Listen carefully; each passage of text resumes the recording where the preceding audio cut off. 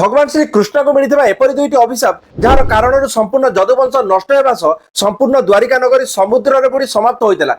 अभिशाप को प्रभु श्री कृष्ण भगवान हो खंडन कर प्रथम अभिशाप महाभारत पर गांधारी श्री कृष्ण को यह अभिशाप देते कि जेपरी कौरव वंशर नष्ट होपरी जदुवंशर संपूर्ण नष्ट हो कारण जदुवंशी मैंने निज निज भर लड़ी नष्ट हो जाते। द्वितीय अभिशाप जब श्रीकृष्ण पुत्र सांबा एक गर्भवती नारी वेश धारण कर ऋषि मान पाखक जाए पचार कि मो गर्भर जात शिशु पुत्र हेब ना पुत्री आउ से ऋषि मैंने निजर दिव्य दृष्टि बल सब किछि जानी पारथले एवं से माने क्रोधित होई सांबा को यह अभिशाप देइथले कि तुम गर्भरु एक लौह मुसलर जन्म हेब जहाँ संपूर्ण जदुवंश को नष्ट कर आउ बहुत समय पर सांबा एक लौह मुसल को जन्म देइथले आउ से भयभीत होई उक्त लौह मुसल को गुंड करी समुद्र में फोपाड़ी देइथले आउ सेबेटु द्वारिका बहु अघटन मान घटवाक लगी आउ थे प्रभु श्री कृष्ण समस्त द्वारिकावासी को तीर्थयात्रा निमंते जीवाई कहते आ जब समस्त द्वारिकावासी समुद्र तट निकट में पहुंचीदेले से अत्यधिक मद्यपान कारण निशाग्रस्त होई परस्पर मध्य झगड़ा करने को लगिले एवं उक्त लौह मुसल गुंडरू ईर्का नामक एक तीक्ष्ण घास को अस्त्र रूपे व्यवहार कर